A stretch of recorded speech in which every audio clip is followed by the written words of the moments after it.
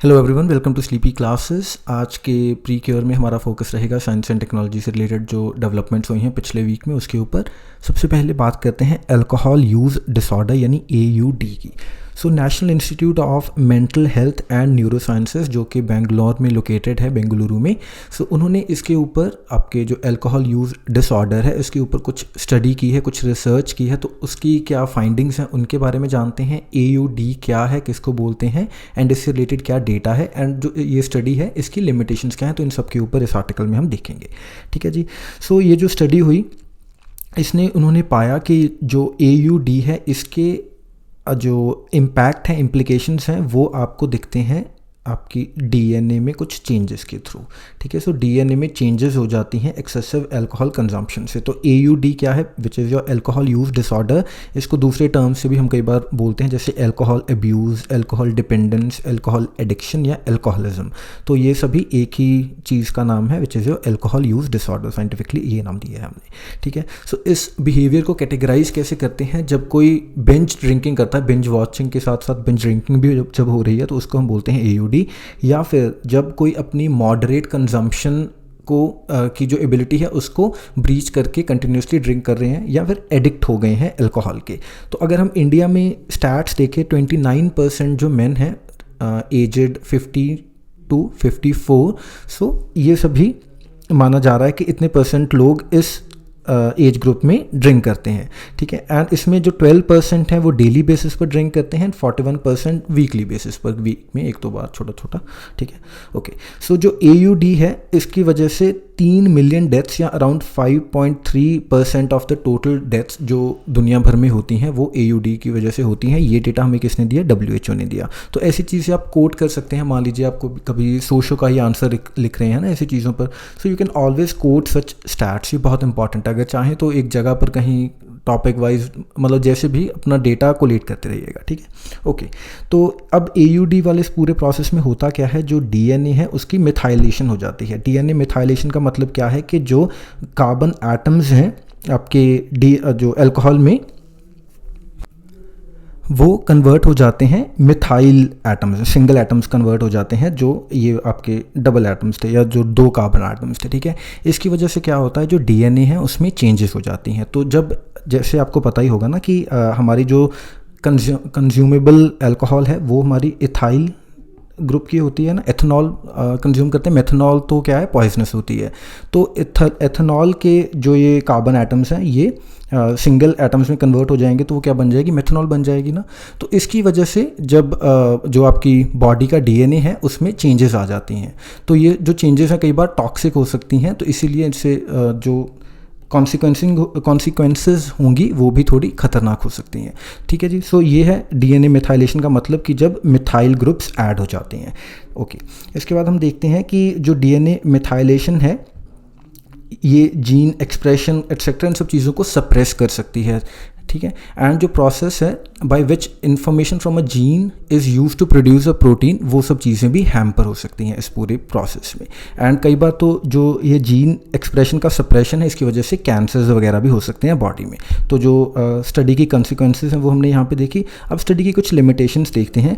सबसे पहले तो उन्होंने कहा कि जो रिसर्चर्स हैं दे वर अनेबल टू इस्टेब्लिश कि जो AUD है उसकी वजह से मिथाइलेशन हो रही है या फिर मिथाइलेशन की वजह से AUD हो रहा है, कि इतनी जो लोग शराब पी रहे हैं कि इस वजह से मिथाइलेशन हो रही है DNA की, या फिर DNA की मिथाइलेशन होने के बाद लोग जो शराब की कंजम्पशन है वो बढ़ा रहे हैं। तो ये अभी तक इस्टेब्लिश नहीं हुआ।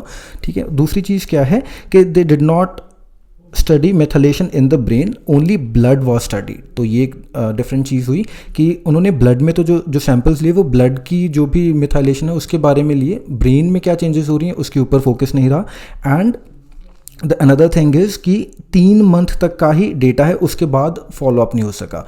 तो जो स्टडी की इम्प्लीकेशन भी अगर हम देखें वो इसी के ऊपर फोकस्ड है कि मान लीजिए जब किसी अल्कोहलिक की आप जो शराबबंदी करवा रहे हैं, शराब छुड़वाने की कोशिश कर रहे हैं ना, तो कई बार क्या होता है कि बड़ा ही सिवियर रिलैप्स होता है कि कुछ टाइम तक तो मान लीजिए 2-3 मंथ तक तो वो नहीं पीते, लेकिन उसके बाद क्या होता है कि बड़ा मैसिव सिवियर रिलैप्स होता है, तो then the person again becomes alcoholic. तो इसी चीज़ को स्टडी कर रहे थे बेसिकली वो डॉक्टर्स जो रिसर्चर्स हमारे, एंड ये कुछ चीज़ें हमने पाई उसमें।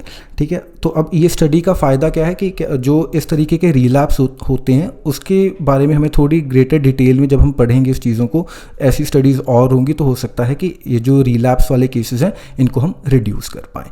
ठीक है, तो बाकी तो से जो लिमिटेशंस आपने अभी देख ही ली मेजरली, जो हमसे रिलेटेड थी, 1-2 पॉइंट्स हैं वो आप खुद देख लीजिएगा। ओके, अगले टॉपिक के ऊपर फोकस करते हैं। इबोला का नया केस आया है डेमोक्रेटिक रिपब्लिक ऑफ कॉन्गो में। सो इफ़ यू रिकॉल, जो इबोला का ओरिजिन है 1976 में हुआ था। इबोला रिवर है कॉन्गो में ही, DRC में ही, उसी के नाम पर इस वायरस का नाम इबोला वायरस रखा गया था। ठीक है, इससे पहले 11 आउटब्रेक हो चुके हैं ऑलरेडी इबोला के डेमोक्रेटिक रिपब्लिक ऑफ कॉन्गो में, एंड ये हो सकता है कि जो 12th इबोला आउटब्रेक है उसकी शुरुआत हो, ये जो नया केस आया है। ठीक है, इससे पहले पिछले साल अक्टूबर में लास्ट केस आया था, उसके बाद कुछ टाइम तक केसेस नहीं आए, लेकिन अभी दोबारा केस आ गया है। तो सबसे ज़्यादा इनफैक्ट दुनिया में जितने भी किसी और कंट्री में आउटब्रेक हुए हैं उससे डबल नंबर ऑफ आउटब्रेक्स जो हैं इबोला वायरस डिजीज़ के वो हो चुके हैं डेमोक्रेटिक रिपब्लिक ऑफ कॉन्गो में। सो सबसे पहले तो ये आप थोड़ी कंट्री की कैटेगराइजेशन देख लीजिए। एक डेमोक्रेटिक रिपब्लिक ऑफ कॉन्गो है जिसमें इबोला रिवर है, एक है रिपब्लिक ऑफ कॉन्गो, तो दीज आर 2 डिफरेंट कंट्रीज, इनमें कंफ्यूज नहीं होना। ठीक है, अभी प्रेजेंटली जो एक्टिव केसेस हैं इबोला के वो कहाँ कहाँ पर हैं? Sudan, democratic Republic of Congo and Gabon.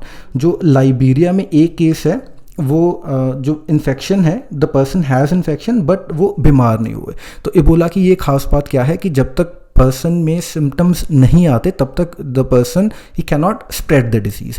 जैसे अनलाइक हमारा जो अभी प्रेजेंटली कोविड-19 चल रहा था, जिसके अगेन अभी ऐसी आशंका जताई जा रही है कि दोबारा से शायद केसेस बढ़ने लगे हैं इंडिया में स्पेसिफिकली। तो इबोला के केस में जब तक जो सिम्टम्स हैं इंसान में दिखेंगे नहीं तब तक वो स्प्रेड नहीं कर पाएगा। बट जो कोविड-19 है उसके केस में जो ऐसे साइलेंट कैरियर्स भी हैं कि जिनमें हमें दिखते नहीं हैं सिम्टम्स, लेकिन वो कैरी कर रहे हैं डिजीज़ को। ओके, इबोला वायरस डिजीज़ के बारे में जानते हैं। इसको और भी नामों से जाना जाता है, जैसे इबोला हेमोरेजिक फीवर भी इसका नाम है। सो इससे होता क्या है, ये मेजरली फेटल इलनेस में कन्वर्ट हो जाता है, एंड 50% तक जो फेटेलिटी रेट है इसका, जैसे कोविड-19 के केस में तो काफ़ी कम है। इनफैक्ट जो नॉर्मल यूथ है उनमें तो 1-2% तक ही था। ओल्ड एज के केस में थोड़ा ज़्यादा था कोविड-19 के केस में, है ना। अगर आपको डेटा पता है तो प्लीज़ कमेंट सेक्शन में लिख दीजिएगा। ओके, लेकिन जो हमारा EVD है इसके केस में 50% तक फेटेलिटी रेट चला जाता है। अब होता क्या है इसमें, एक तो सिवियर वॉमिटिंग, डायरिया एंड ऐसी चीज़ें, ऐसी बीमारी सी हो जाती है। उसके बाद क्या है कि बॉडीली फ्लूइड्स की वजह से ये फैलता है। तो ये प्राइमेट ग्रुप में ज़्यादा फैलता है, जैसे monkeys, gorillas, chimpanzees and in fact the humans as well. ठीक है जी, सो ये चीज़ हमने देखी इसके बारे में। एंड जो ट्रांसमिशन है कैसे होता है, एनिमल से लोगों में होता है through the body fluids, and further आगे फिर ह्यूमन टू ह्यूमन ट्रांसमिशन होती रहती है। ठीक है, ओके। सो अभी तक जो इसकी लाइसेंस्ड ट्रीटमेंट कुछ प्रूवन है नहीं। एक वैक्सीन है, ये वैक्सीन के बारे में पहले भी हम एक दिन बात कर चुके हैं, जब आपके 2 मिनट सीरीज़ में हमने बात की थी इसके बारे में, जब इंडिया में वैक्सीनेशन स्टार्ट की गई थी कोविड-19 की। सो इस वैक्सीन का अगर हो सके तो नाम याद रखिएगा, कई बार ऐसे कंफ्यूज करने के लिए इसको कोविड-19 की वैक्सीन भी बताकर पूछा जा सकता है। ठीक है, ओके। तो गीना 2015 उन्होंने स्टार्ट किया था इस वैक्सीन को डिलीवर करना, तो इफ़ेक्टिव रही है अभी तक तो, लेकिन ट्रायल स्टेजेस पर ही चल रही है, अभी पता नहीं आगे क्या स्टेटस है इसका। ओके, एंड एक और इम्पॉर्टेंट चीज़ जो इसके केस में है, इस वैक्सीन के केस में, कि इसको प्रेग्नेंट वेमेन एंड चिल्ड्रन उनको भी एडमिनिस्टर किया जा सकता है। लेकिन जो कोविड-19 की वैक्सीन है उस केसेस में उन्होंने बोला है कि प्रेग्नेंट वेमेन एंड चिल्ड्रन को इसको ना ही दें तो बेहतर है। ठीक है, ओके जी। अब स्प्रेड की हमने बात कर ली कि बॉडी फ्लूइड से होता है, लेकिन जो सिम्टम जिस व्यक्ति में दिख रहे हैं वही स्प्रेड कर सकते हैं। एंड 2 से 21 दिन तक जो है अगर सिम्टम्स नहीं आते तो इसका मतलब the person is not sick, and उसके बाद वो स्प्रेड नहीं कर सकते। अगर 2 से 21 दिन में सिम्टम्स आ जाते हैं एक्सपोजर के बाद तो वो पर्सन सिक है। ठीक है, आगे हमारे पास है UAE का मार्स मिशन। सो UAE का मार्स मिशन क्या था, अल अमाल या होप प्रो भी कहते हैं इसको। जापान से इसको लॉन्च किया गया था, एंड अभी 7 मंथ अपनी लॉन्चिंग के बाद इसने अपने आप को मार्स की ऑर्बिट में इस्टेब्लिश कर लिया है। UAE से पहले 5 और कंट्रीज़ हैं जिनके मिशन जो है मार्स के ऑर्बिट तक पहुंच चुके हैं, जिसमें USA, Russia, China, European union and India शामिल हैं। तो अभी जो मिशंस अभी तक गए हैं मार्स के ऊपर, इस पिक्चर में आपको सारे क्लियर हो जाएंगे। तो एक्टिव रोवर्स एंड लैंडर्स जो प्रेजेंटली काम कर रहे हैं, एक तो है आपका ये वाला नासा का इनसाइट 2018 में गया था ये, एंड दूसरा कौन सा है, और नासाज क्यूरियोसिटी रोवर, ठीक है, ये अगस्त 2012 में गया था। इसके अलावा अगर आप देखें बाकी जो मिशंस हैं वो अपना लाइफ टाइम पूरा कर चुके हैं एंड करंटली एक्टिव नहीं है। तो अगर आप चाहें यहाँ पर देख सकते हैं, जैसे अपॉर्चुनिटी रोवर था नासा का, है ना, इसके अलावा इंडिया का मार्स ऑर्बिटर मिशन था, and then we have ESA and Roscosmos का एक्सोमास, उसके बाद मार्स एक्सप्रेस, नासा के MAVEN, Mars reconnaissance orbiter and Mars Odissi.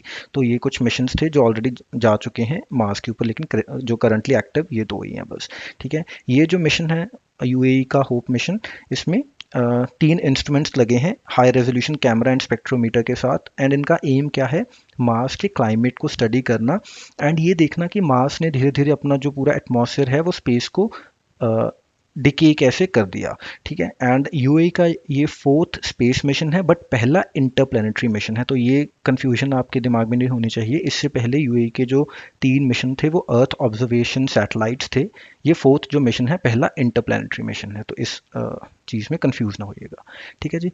Last हमारा टॉपिक है, एक नई मैरीगोल्ड वेराइटी है अर्क शुभ, तो इसके बारे में जानते हैं। Hesaraghatta based Indian Institute of Horticultural Research जो है उन्होंने डेवलप किया है इसको। यूजुअली हम क्या देखते हैं कि फ्लावर्स की जो पेटल्स की क्वालिटी है या फ्लावर्स की अपनी वैल्यू लूज़ हो जाती है जैसे जैसे या तो रेन हो जाए या हार्वेस्टिंग में डिले हो जाए। लेकिन इस वैरायटी में क्या है कि फ्लावर्स अपने फुल ब्लूम के बाद स्पॉयल नहीं होते, एंड उसमें क्या है कि हम जो क्रूड कैरोटीन है उसको एक्सट्रैक्ट कर सकते हैं साइजेबल अमाउंट्स में।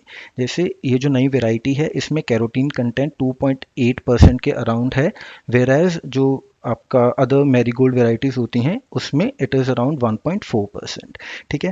एंड ये जो वेराइटी है इसको ऑर्नामेंटल पर्पसेस के लिए भी यूज़ किया जा सकता है दूसरी वेराइटीज़ की तरह, एंड सिमिलरली हमारे पास ऑप्शन भी है कि हम इसमें से क्रूड कैरोटीन को एक्सट्रैक्ट भी कर सकते हैं।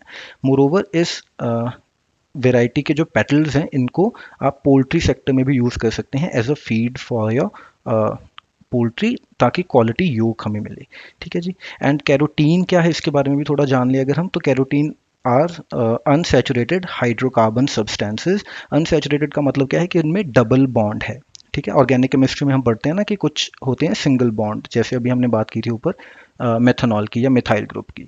जो उसके बाद जब एथीन या एथेनॉल लगा लीजिए, इन सब में क्या होता है, डबल बॉन्ड होता है कार्बन कार्बन एटम्स में, तो उनको हम बोलते हैं अनसैचुरेटेड। तो इनको सिंथेसाइज किया जा सकता है by plants, but in general they cannot be made by animals. तो कैरोटीन इन अनसैचुरेटेड हाइड्रोकार्बन से रिलेटेड जो टर्म है, ठीक है। एंड ये जो फोटोसिंथेटिक पिगमेंट होता है इसमें ऑक्सीजन एटम्स नहीं होते, ठीक है।